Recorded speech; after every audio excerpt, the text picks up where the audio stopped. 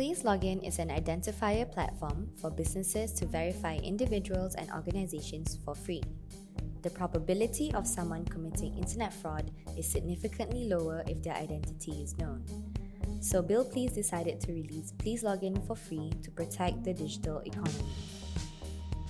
If you are a developer or a system integrator who manages an existing verified organization Billplz account on behalf of your client, this tutorial will show you how to transfer the ownership of the account to you.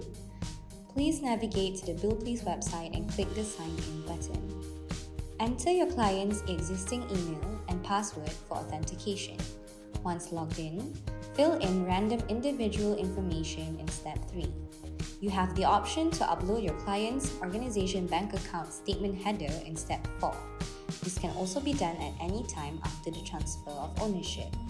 Once you reach the Please Login dashboard, hover to the Organizations panel and click on the organization list. Click Manage Members to view organization members. A pop-up window will appear. Enter your Please Login registered email and click Send. You will receive an email notification to accept the invitation to become a member of the organization. Please log in from the link in the email. Once logged in, hover to the Organizations panel and click the Accept button. Log back into your client's Please Login account.